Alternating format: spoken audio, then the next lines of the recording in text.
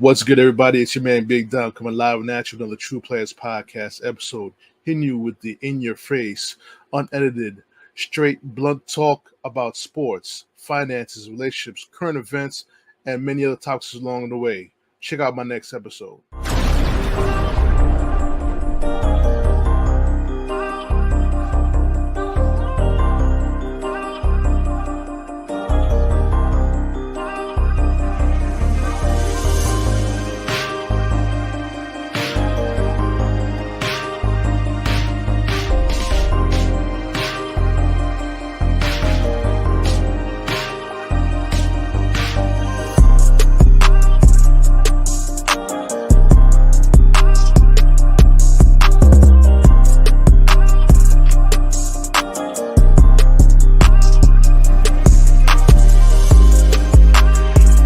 Good, everybody. It's your man Big Dom coming live and at you another True Players Podcast episode.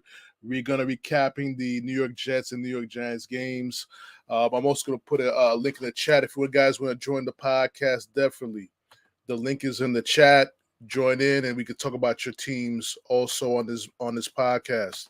So let's get started. You know, this for the first time ever in a recap of NFL week.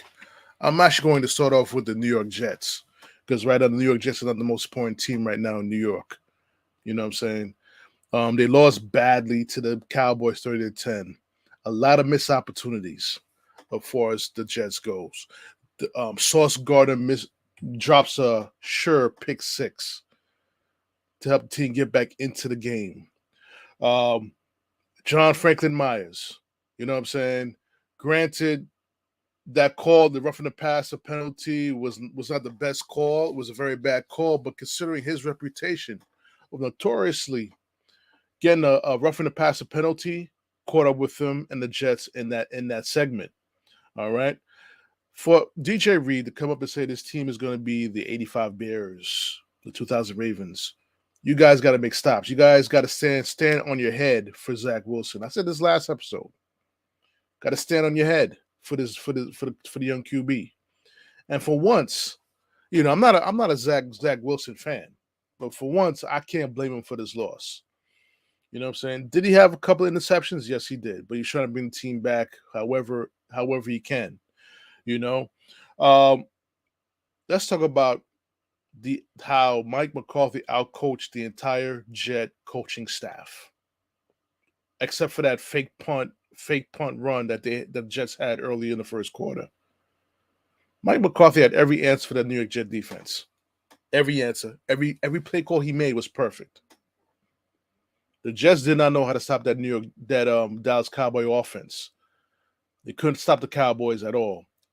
Again, the top receivers get over 100 yards by halftime. What's going on here? Don't we have two very good corners? An all rookie of the year cornerback in Sauce Gardner and DJ Reed? What's going on? Why is the team blitzing and playing zone behind the blitz? You know, if these cornerbacks are supposed to be so great, why don't you leave them on the island and let them stick the receivers? And this is the same formula that the Cowboys was using, the same formula the Bills used the week before. They're moving their best receiver around to keep him away from Sauce Gardner, to keep him at times away from DJ Reed and putting them in the slot. Let him go after the slot cornerback. And what the Jets need to do, a little adjustment, coaching adjustment, they need to now have either Sauce Gardner or DJ Reed shadow the best receiver on that team. No matter where he is, that's where they should be. That's coaching change that needs to change. Coaching strategy that needs to change immediately.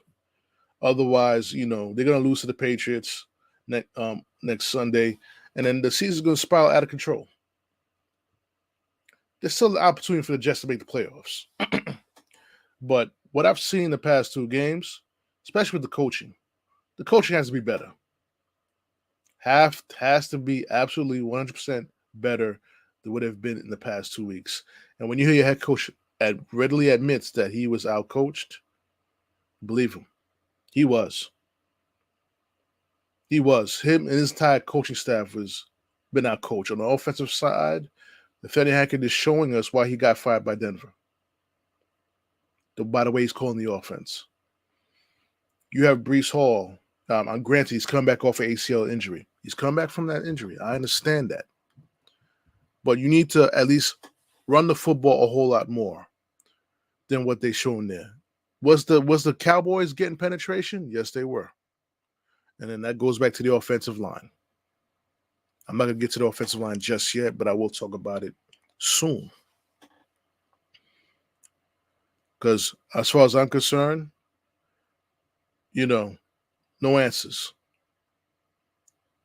Garrett Wilson gets 2 catches for 80 some yards and a touchdown. He's the only guy that had caught a touchdown in that game. Where in the world are the other receivers? Where's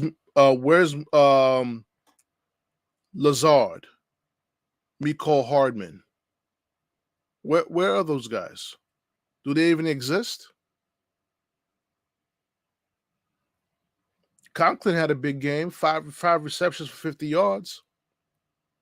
But Zach needs more weapons. And again, I thought we solved that problem by signing all these guys. Apparently not. Maybe it was a mistake to trade Elijah Moore to Cleveland. He's doing very well in Cleveland. He's playing well in Cleveland with Deshaun Watson. See what a difference it makes when you have a competent quarterback behind the center. And then again, I'm not blaming this game on Zach Wilson. It's unfair to do that to the kid, but I still stick with my previous declaration. He's not built for this. He's not built for this. He's not built for New York. He's not built for this. I don't know why everybody's still, on his back. We got to support our quarterback. He's going to be the future after Aaron Rodgers retires. I didn't see nothing there. I didn't see anything in the Dallas Cowboys game. I'm not going to use the Cowboys game as a barometer. I didn't see anything in the Bills game that showed that at all. Like I said, big defensive stop in overtime and a special teams punt return got that Jets that win. For all intents and purposes, without Gibson returning that punt in overtime, the Jets easily could have been 0-2 starting the season. Easily starting the season 0-2. But who's to blame? Who's to blame, guys? Number one, I blame coaching. I'm starting to believe that Robert Saleh is not built to be a head coach. I'm starting to believe that. He's probably going to be one of those guys that's going to be a big-time defensive coordinator. That's all he's going to be. I seen a former Jet head coach in the Cowboys room, Dan Quinn, devised a defensive plan that destroyed that New York Jets offense. It destroyed the Giant offense last week. To think that the Dallas Cowboys are not a Super Bowl contender, you don't know what you're looking at. I seen these boys 2 weeks in a row, and I can say with utmost confidence right now, the New York Giant offense is way better than the New York Jet offense.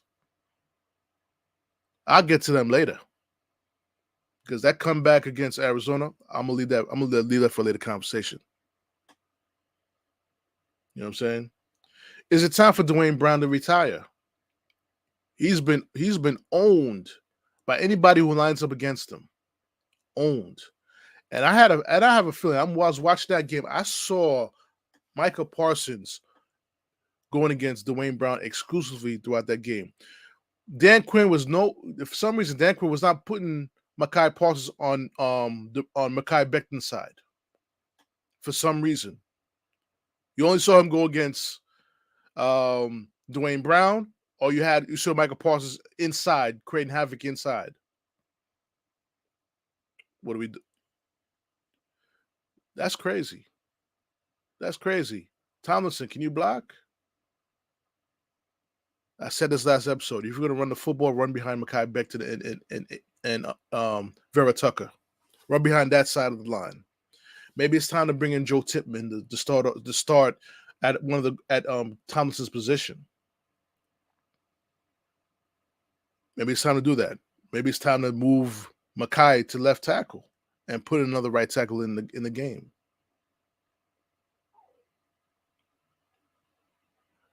Is it fair to say that I think Dalvin Cook, what I've seen the past 2 games, granted he didn't play anything, he didn't play in the offseason, but that's his fault too because he was taking his time signing that contract. I'm starting to believe that Dalvin Cook is not a fit for this Jet team. And I had a feeling that was going to happen because deep down I felt that Ezekiel Elliott was a better fit. Was a better fit for the Jets than Dalvin Cook is. Because you already have your home run hitter in Brees Hall. You don't need another one. You need that good short yardage back, a good workhorse to back up Brees Hall. At least in the beginning of the season, until Brees Hall gets his legs back. The Jets is here trying to come back into the game. They give the ball to Dalvin Cook and he fumbles the football. They ripped it out of his arms. This is supposed to be a 4-time Pro Bowler who was notoriously he had 4 fumbles last year. He does fumble the football.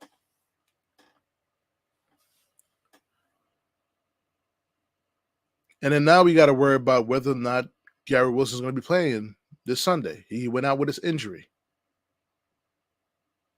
Very big injury because I see no other receivers stepping up on that Jets team. No other receiver I've seen step up. You got to have to use two tight end offense with Uzama and Conklin. Maybe they could get open. It's a bad situation, guys, for the New York Jets, and they're 1-1, and we're talking about a bad situation. The team goes from a Super Bowl favorite to Aaron Rodgers popping his Achilles, and now looking at a team who, all intents and purposes, should be 0-2, not 1-1.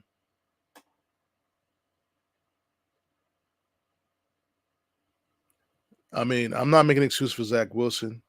This game is not his fault. Absolutely not. It's not his fault.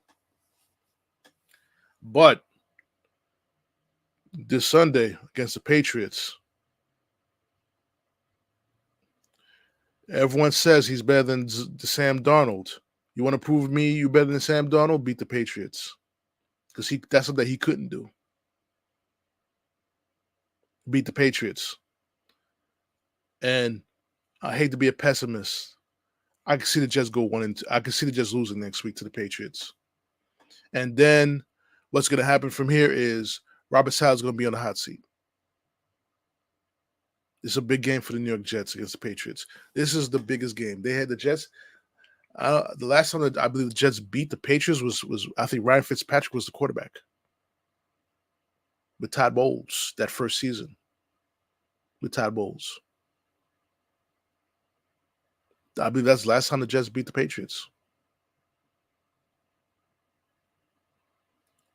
And the Patriots on paper are not as good as the Jets. But what they have right now, what the Patriots do have over the New York Jets, is the reason why the Jets lost to the Cowboys, which is coaching. You got Bill Belichick there, who's a notorious. He's a great coach, despite Spygate and all that nonsense. He's still a great coach, and he finally got an offensive coordinator, his old offensive coordinator actually, in Bill O'Brien. We're not doing a Joe Judge and Matt Patricia offensive coordinating bullshit they did last year. They got a legitimate offensive coordinator, a former head coach, running that offense. He's going to find ways to beat that defense. I'm telling you guys that right now. The defense don't straighten up and stop missing freaking tackles and catching the damn ball when the ball is actually thrown to you for an opportunity to create turnovers. This team is going to get beat. And granted, they have injuries on the defensive side of the ball. Whitehead is went out with an injury. Tony Adams went out with an injury, and Quincy Williams went out with an injury. These are three key players on that team. Should have made an attempt to sign Anthony Barr this offseason. Forget the fact that he turned them down a couple of years ago. You need a solid linebacker in there. The tight ends was beating the Jets again this game. It was CD Lamb And then the tight end for the Cowboys beating the Jets again.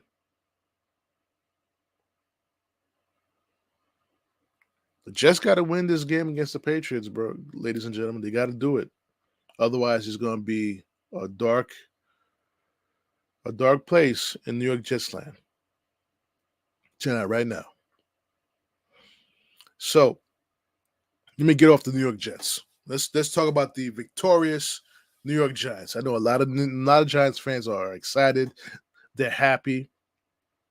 The team was staring at halftime, staring at going into a Thursday night game against the San Francisco 49ers, which they would have went 0-3. But guess what happened?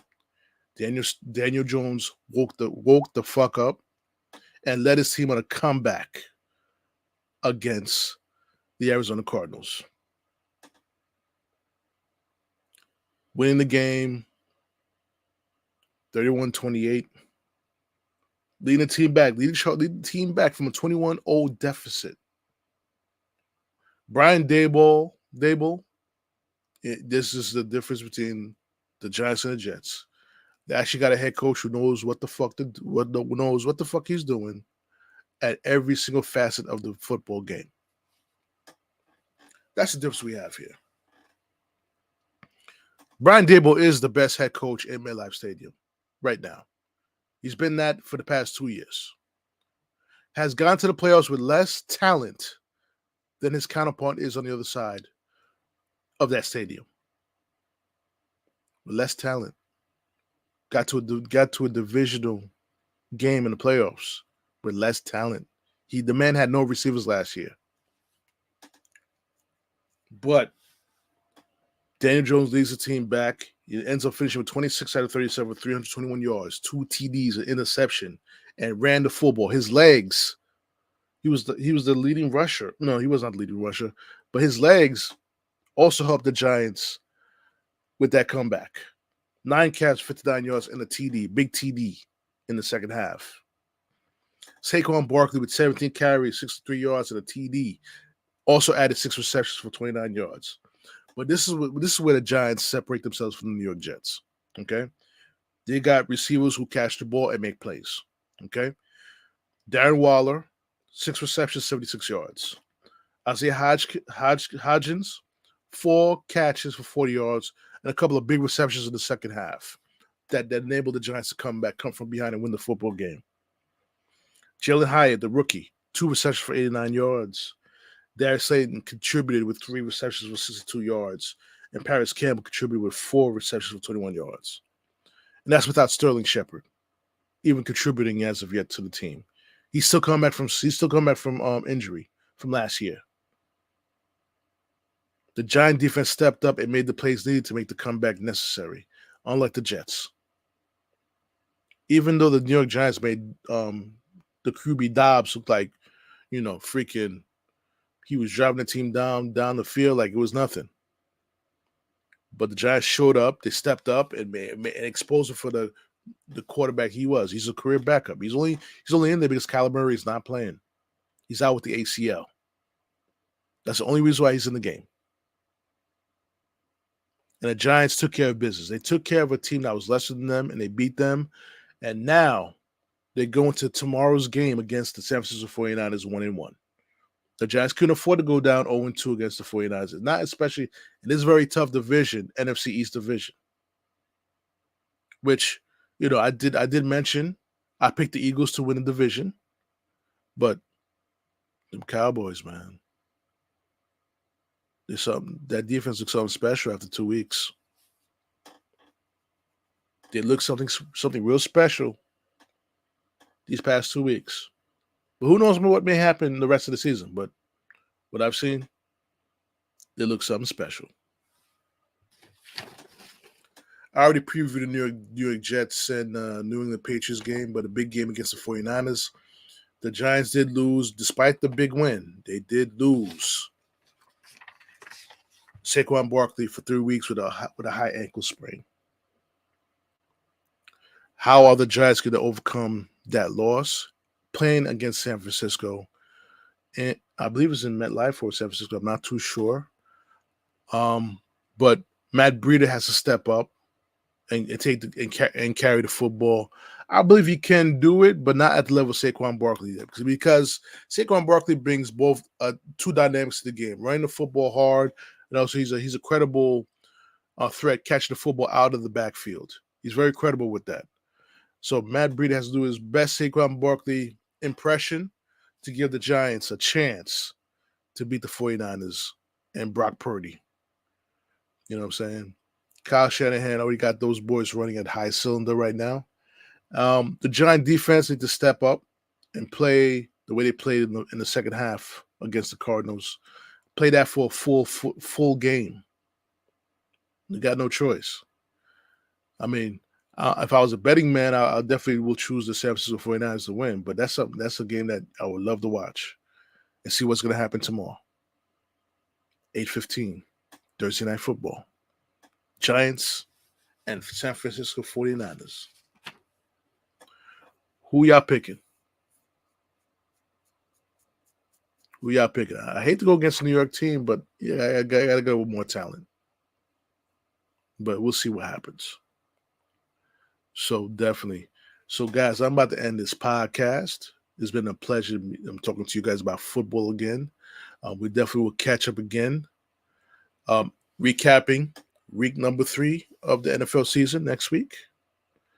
So it's your man Big Don. We're going to sign off on this podcast. Definitely subscribe to my podcast on YouTube at True Players Podcast. Subscribe to it on Patreon.